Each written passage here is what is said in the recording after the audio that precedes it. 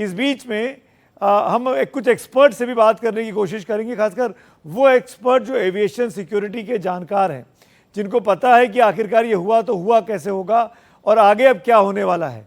हम एक्सपर्ट के पास जाएंगे। हमारे साथ मिर्ज़ा फैज़ान जुड़ेंगे, जो सिविल एविएशन सेफ्टी के मामले में दुनिया का जाना माना नाम है। उनके पास भी हम उनके पास भी हम जाएंगे। और मिर्ज़ा फैज़ान मेरे साथ जुड़ गए हैं। मिर्ज़ा फैज़ान इस वक्त टेक्सास डैलस से मेरे साथ हैं, अमेरिका में रहते हैं, नासा के लिए काम करते हैं। बोइंग 787 जो ये एयरक्राफ्ट था, इसकी जो मशीनरी है, इसके जो कंप्यूटराइजेशन है, उस टीम के साथ मिलकर ये काम कर चुके हैं फैज़ान साहब वक्त निकाला उसके लिए शुक्रिया। लेकिन पहला सवाल मेरा आपसे है, आपने इस हादसे का पूरा फुटेज अब तक तो देख लिया होगा। पहले देखते हैं, कुछ सेकंड में विमान उड़ता है और सीधा उड़ने की कोशिश करता है ऊपर जाने की, लेकिन ऊपर नहीं जा पाता है। और जो सीसीटीवी फुटेज दिख रहा है उसमें कोई बर्ड हिट भी नहीं दिखाई देता है। तो हुआ क्या होगा, क्या चांसेस लग रहे हैं आपको? देखिए, मैंने वो वीडियो फुटेज देखी है उसके लास्ट 10 सेकंड्स की, और उसको देख करके एक चीज़ तो बिल्कुल साफ है। मैं बहुत कंफर्म हूँ उसको लेकर के कि ये तकनीकी खराबी प्रोपल्जन सिस्टम में है, यानी इंजन सिस्टम में है। क्योंकि एयरक्राफ्ट कंट्रोल फ्लाइट में है, एयरक्राफ्ट टेढ़ा नहीं है, बिल्कुल प्रॉपर कंट्रोल फ्लाइट में, सिर्फ ऊपर नहीं जा पा रहा है क्योंकि इसको प्रॉपर थ्रस्ट इंजन नहीं प्रोवाइड कर पा रहा है। तो ये मैं देखता हूँ, और उसकी कई वजह हो सकती है कि किस वजह से इंजन प्रॉपर थ्रस्ट नहीं दे पा रहा है। हो सकता है कि बर्ड हिट हुआ हो, एक रीजन वो है। लेकिन जब बर्ड हिट होता है, तो जब बर्ड्स एयरक्राफ्ट के इंजन में सक होते हैं, तो इंजन को फ्रेश ऑक्सीजन नहीं मिलता है, तो छोटे छोटे माइक्रो ब्लास्ट होते हैं। जैसे कभी आपने देखा होगा हमारे स्कूटर्स, बाइक में भी अगर स्पार्क प्लग क्लियर नहीं है जी। तो छोटे छोटे माइक्रो ब्लास्ट होते हैं। तो उस तरह से इंजन में भी माइक्रो ब्लास्ट होते हैं। अगर किसी ने टेक ऑफ के समय से लेकर के क्रैश तक पूरा अगर उस एयरक्राफ्ट को देखा है और पीछे से ब्लैक धुआं आ रहा है माइक्रो ब्लास्ट की तरह, तो it could be a bird hit. दूसरा रीजन ये हो सकता है कि फ्यूल सिस्टम का फेलियर। दोनों इंजन, चूंकि दोनों इंजन फेल हुए एक साथ, ये एयरक्राफ्ट डिजाइन होते हैं इस तरह से कि एक सिस्टम पर भी, एक इंजन पर भी ये फ्लाई कर सके। तो ये दुर्घटना तभी हो सकती है जब दोनों इंजन एक साथ फेल कर गया हो। और उसका दूसरा रीजन ये हो सकता है कि फ्यूल सिस्टम में कुछ तकनीकी खराबी हो गई हो, जिसकी वजह से फ्यूल सिस्टम ने प्रॉपर फ्यूल सप्लाई नहीं दिया एयरक्राफ्ट को और इंजन को, और इंजन जो है बर्नआउट हो गया। सो तीसरा जो सिर्फ प्रॉब्लम हो सकता है कि कोई फॉरेन ऑब्जेक्ट रनवे पर पड़ा हो, और फॉरेन ऑब्जेक्ट जब प्लेन टेक ऑफ रोल में रहता है रनवे पर, तो फॉरेन ऑब्जेक्ट इंजन के अंदर सक हो गया हो और उसकी वजह से इंजन में कोई तकनीकी खराबी हो गई हो। लेकिन इसके चांसेस भी कम है, क्योंकि फॉरेन ऑब्जेक्ट अगर एक होगा तो एक इंजन में जाएगा, दोनों इंजन को एक साथ वो नहीं कर पाएगा। तो ये अभी इन्वेस्टिगेशन का सिचुएशन है कि एग्जैक्टली इंजन फेलियर क्या हुआ, लेकिन देखने में तो मुझे लग रहा है कि ये इंजन फेलियर की वजह से हुआ है। फैज़ान साहब, बोइंग 787 एक बहुत ही मॉडर्न विमान है और कई सालों से इस्तेमाल हो रहा है। दुनिया भर की तमाम एयरलाइंस इसको यूज़ कर रही हैं। पूरी तरह कंप्यूटराइज इसका सिस्टम है।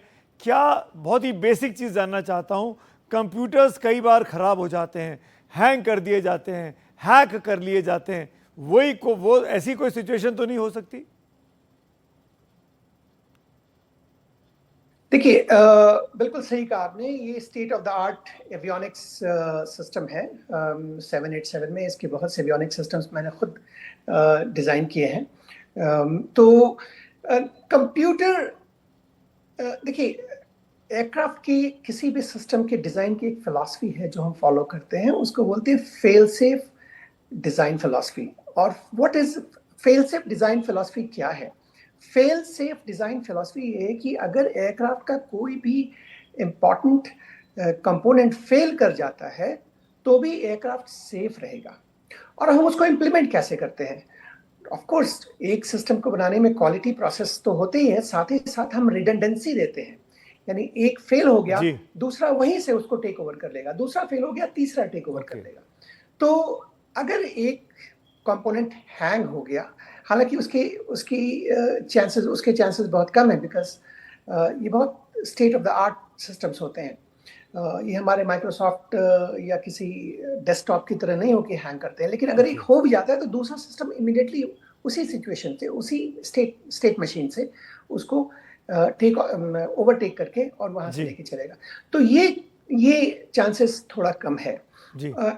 रही बात आपने हैक करने की, ये आजकल of course hacking is a possibility. Technology की दुनिया में किसी चीज को मैं नकार नहीं सकता, लेकिन एयरक्राफ्ट के सिस्टम इतने ज्यादा सिक्योर होते हैं कि वो बिल्कुल ना के बराबर है। आज तक देखा नहीं गया है, वो ना के बराबर है। जी फैजान साहब, हम वो तस्वीरें देख रहे हैं इस वक्त जो चल रही हैं स्क्रीन के ऊपर, विमान के टेक ऑफ की। प्लेन उड़ रहा है, सीधे उड़ रहा है, नोज ऊपर की तरफ है, ऊपर जाने की कोशिश कर रहा है, लेकिन ऊपर नहीं जा पा रहा है। बर्ड हिट भी नहीं दिखाई देता है, कम से कम इस सीसीटीवी फुटेज में। पायलट अनुभवी थे, 82-100 घंटे का उनका फ्लाइंग आवर्स था सुमित सभरवाल का, समझ में नहीं आ रहा है। जी बिल्कुल सही कह रहे हैं, और मुझे यहाँ ह्यूमन एरर तो बिल्कुल ही नहीं दिख रहा है। नॉर्मली प्लेन क्रैश में सबसे आसान होता है कि it's easy to blame the dead man, तो उनको आप ब्लेम कर दीजिए, लेकिन आप ये समझिए एक पायलट की जान बेखुद खतरे में है। और मैं नहीं कहता कि, मुझे नहीं लगता ऐसा कि ये पायलट एरर होगा। ये काफी एक्सपीरियंस पायलट है। वो पायलट कैप्टन साहब जो है उस वक्त बड़े टफ सिचुएशन में रहे होंगे, क्योंकि आपकी हाइट कम है। अगर आप एयरक्राफ्ट की हाइट ज्यादा होती तो नोज डाइव करके स्पीड बढ़ा सकते हैं। तो हाइट और स्पीड का आपस में ही होता है, आप हाइट कम कीजिए तो स्पीड बढ़ जाएगी, और स्पीड बढ़ाइए तो हाइट बढ़ जाएगी। तो इस तरह से होता है। तो वो इस सिचुएशन में रहे होंगे कि वो नोज डाइव करके हाइट भी नहीं, स्पीड भी नहीं बढ़ा सकते, क्योंकि बहुत कम हाइट पे रहे हैं और इंजन पावर दे नहीं रहा है। तो बड़े पेशोपेश में, बड़े कश्मकश में रहे होंगे उनके लास्ट क्षण, और उनकी प्लेन के कंट्रोल को देख के लग रहा है कि टिल हिज लास्ट मोमेंट, अपने आखिरी क्षण तक उन्होंने काफी अच्छी एविएशन फ्लाइंग का प्रदर्शन किया उन्होंने। बिल्कुल, ही ट्राइड हिज बेस्ट, लेकिन डेस्टिनी में कुछ और लिखा था। एक चीज़ और बताइए फैजान साहब, क्योंकि आप एविएशन सिक्योरिटी एक्सपर्ट हैं, वहाँ नासा जैसी संस्था के लिए काम कर रहे हैं, भारत के अलावा, क्योंकि अंतर्राष्ट्रीय फ्लाइट थी है, इसमें इंडिया के अलावा बाहर के भी बहुत से सिटीजन्स थे, नागरिक थे जो फ्लाई कर रहे थे। अब जब जांच होगी तो क्या हर देश की अपनी अपनी जांच होगी या एक जांच होगी? क्या सिस्टम क्या है? देखिए, लॉ ये है कि एक तो इन्वेस्टिगेशन होगा, और बहुत ही एग्जॉस्टिव इन्वेस्टिगेशन होगा, जैसा हर प्लेन क्रैश में होता है, क्योंकि प्लेन क्रैश एक मुल्क का, एक शहर का मामला नहीं है। प्लेन क्रैश तो इंटरनेशनल है, ये प्लेन पूरी दुनिया में हर जगह जाते हैं, हर जगह फ्लाई कर रहे हैं। तो पूरी दुनिया के लोग जो है जानना चाहते हैं कि ये प्लेन क्रैश क्यों हुआ।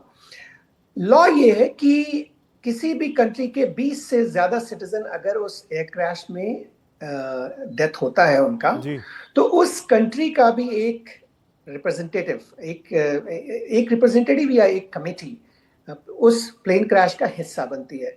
बोइंग चुकी है, बोइंग की भी एक टीम आएगी, उस प्लेन क्रैश का हिस्सा बनेगी। तो ये एक इंटरनेशनल इन्वेस्टिगेशन होने वाला है, ये सिर्फ इंडिया तक रहने वाला इन्वेस्टिगेशन नहीं है। ओके, बहुत बहुत शुक्रिया फैजान साहब, आपने वक्त निकाला, जुड़े हमारे साथ वहाँ डैलस से।